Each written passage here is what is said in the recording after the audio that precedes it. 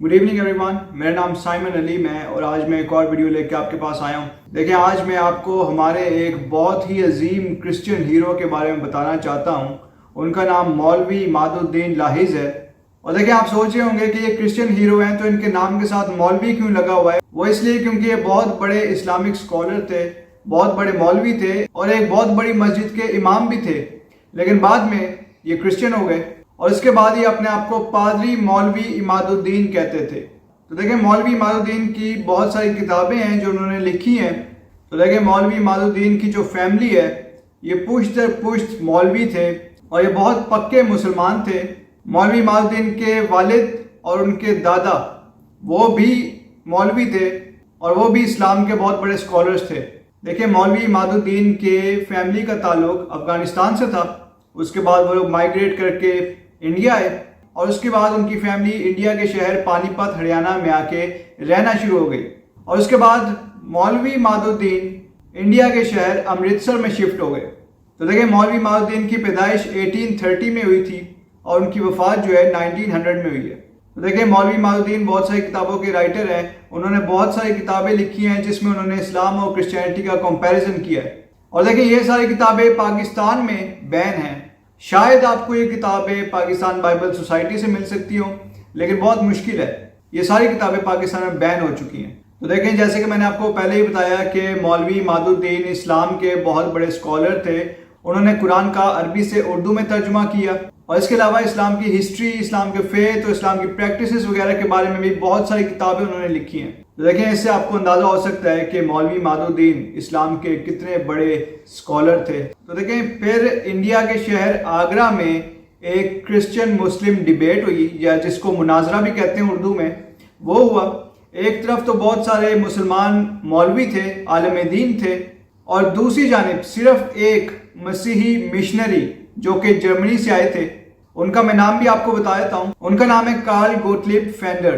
तो देखें, बहुत मशहूर मुनाजरा हुआ। इसके बारे में बहुत सारी खबरें भी आईं उस ज़माने में और इस मुनाजरे में बहुत सारे लोग इसको देखने आए। बहुत ज़्यादा ऑडियंस थी इसमें और बड़े बड़े मौलवी और बड़े बड़े इस्लामिक स्कॉलर्स जो हैं सिर्फ एक मसीही मिशनरी से मुकाबला करने के लिए आए थे।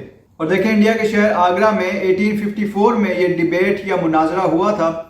तो देखें, इस क्रिश्चियन मुस्लिम मुनाजरे के नतीजे में क्रिश्चियन मिशनरी को फतह मिली। एक जानिब तो इतने सारे मुसलमान उलमा थे और दूसरी जानिब सिर्फ एक क्रिश्चियन मिशनरी, और उस एक क्रिश्चियन मिशनरी ने उन सबको हरा दिया।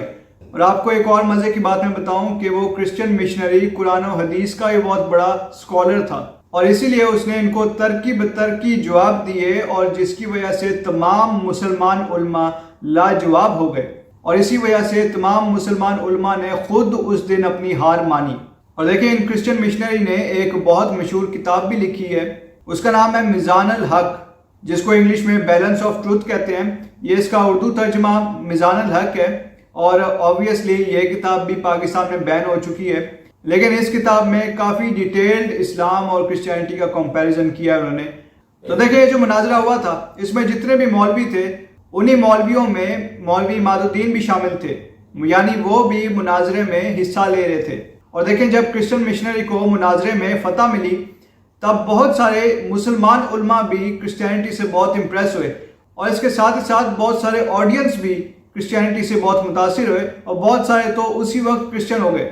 उनमें से उस ज़माने के एक बहुत मशहूर मुसलमान आलिम दीन है जिनका नाम सूफ़ी मौलवी सफदर अली है।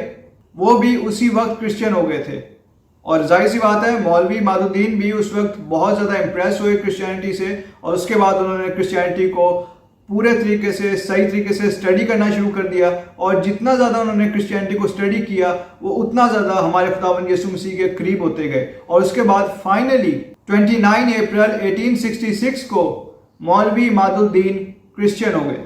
और देखें, वो अमृतसर में क्रिश्चियन हुए थे, उनके साथ ही उनके वालिद साहब और उनके भाई भी क्रिश्चियन हुए थे और कुछ ही दिनों बाद उनकी बीवी और उनके 5 बेटे और 4 बेटियां भी क्रिश्चियन हो गए। तो देखें, उसके बाद मौलवी इमादुद्दीन ने एक किताब भी लिखी जिसमें उन्होंने मसीहत और इस्लाम का कंपैरिजन किया है। उसका नाम है तहकीक उल ईमान। जैसे कि मैंने आपको पहले बताया, ये किताब भी पाकिस्तान में बैन है। और उसके बाद मौलवी इमादुद्दीन ने बाकायदा सेमिनरी ज्वाइन की और उसके बाद वो पादरी बन गए। اور اس کے بعد وہ اپنے آپ کو پادری مولوی عماد الدین لکھنا شروع ہو گئے. اور دیکھیں آپ نے پاکستان میں بہت سارے لوگوں کو یہ کہتے سنا ہوگا کہ کوئی بھی مسلمان کبھی بھی کسی اور مذہب میں کنورٹ ہو ہی نہیں سکتا. تو یہ سب سے بڑی مثال ہے.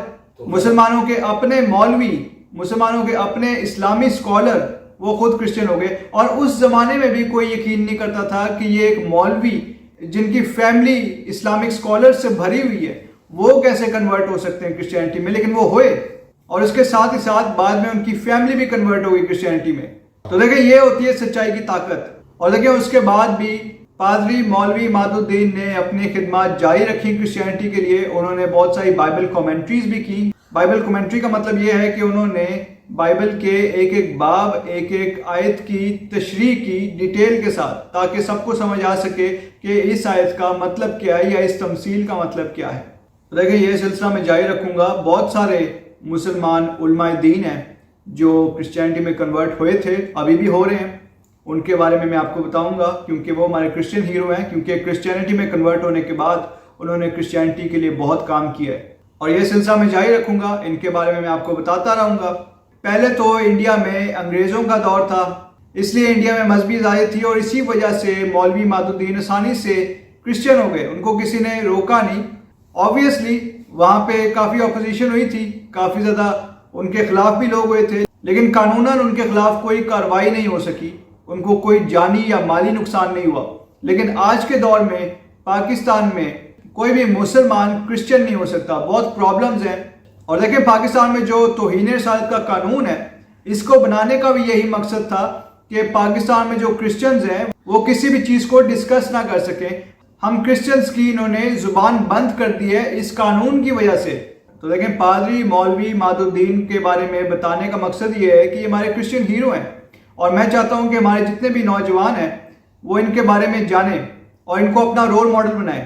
اور جیسا کہ پادری مولوی عماد الدین نے ڈٹ کے مقابلہ کیا اور خداوند یسوع مسیح کے سچے پیروکار بنے، ویسے ہی ہمیں بھی خداوند یسوع مسیح کے سچے پیروکار بننا چاہیے. اور دیکھیں یہ میرا پیغام اسپیشلی ہمارے کرسچن نوجوانوں کے لیے، ہمارے مسیحی بھائی اور بہنیں، یہ ان کے لیے میرا میسیج ہے کہ آپ لوگ بھی مولوی عماد الدین سے سیکھیں اور مسیح یسوع کے سچے پیروکار بنیں. تو دیکھیں اب میں اپنی ویڈیو کو یہیں پہ اینڈ کرتا ہوں. آپ سب سے ریکویسٹ ہے کہ اس ویڈیو کو آپ زیادہ سے زیادہ لوگوں کے ساتھ شیئر کیجیے تاکہ سب کو پتہ لگے مولوی عماد الدین کے بارے میں. اور اس کے ساتھ ہی ہماری جو ویڈیو آپ اس کو لائک بھی ضرور کیجیے. ہمارا جو چینل ہے جس کا نام پیس ورلڈ وائڈ ہے، آپ اس کو سبسکرائب بھی کیجیے اور بیل آئیکن کو بھی کلک کیجیے. Thank you so much and God bless you all.